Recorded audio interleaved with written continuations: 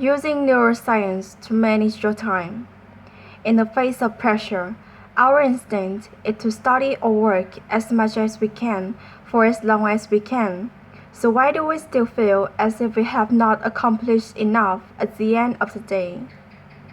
Neuroscientist and professor at the Manhattan Neuro Leadership Institute, George David, suggests that rather than focusing on what is urgent, people should decide what matters most and pinpoint the best time to do it. It's really about being highly effective as far as it's reasonable for a human being, David says.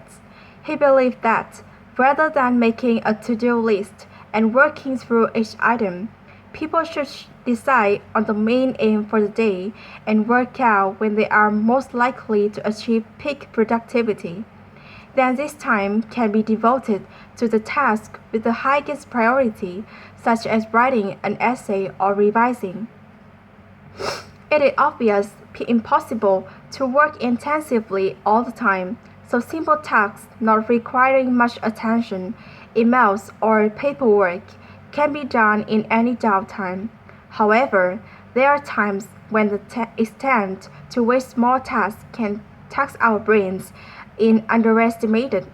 Sending an email, for example, may appear simple on the surface, but can involve a decision which, although trivial, can cause mental exhaustion. In this case, it is better to reorder the day and deal with less pressing concerns only after the work targets have been achieved. The time of the day when people are most alert varies from person to person, but as a general rule, the first 2 hours after waking up are not conducive to serious study. Research measuring attention, verbal reasoning, and reaction times has also shown that when our body temperature falls below 37 degrees C, the brain is not at its full potential, so the worst time to do anything involving thinking is between midnight and 6 a.m. This is almost as bad as the afternoon slump between 2 p.m. and 4 p.m., which is more to do with feeling cold than a heavy lunch. Rather than being afraid of getting distracted, just be careful how you do it.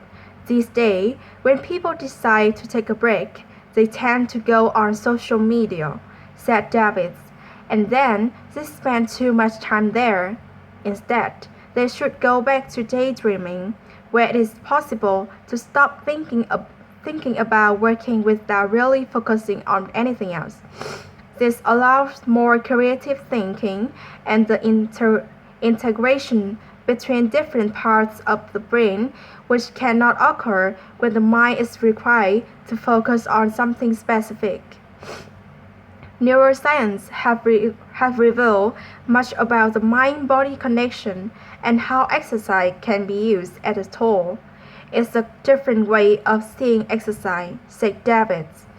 Usually, we think about how in the long term it will make us healthy and look better, but it is focused on the short term.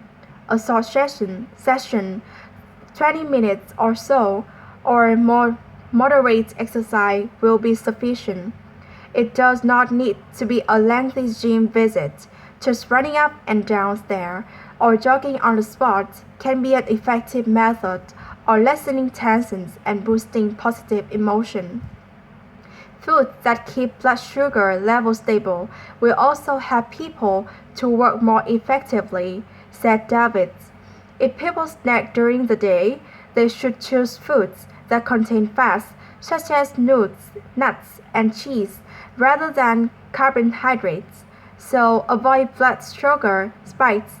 Starting the day with high-protein foods such as eggs and toast will have a high impact on the neurotransmitter in the brain, the amino acid tyrosine, which is found in proteins, which will stimulate the transmitter responsible for alertness, and the calming protein tryptophan will relax your brain.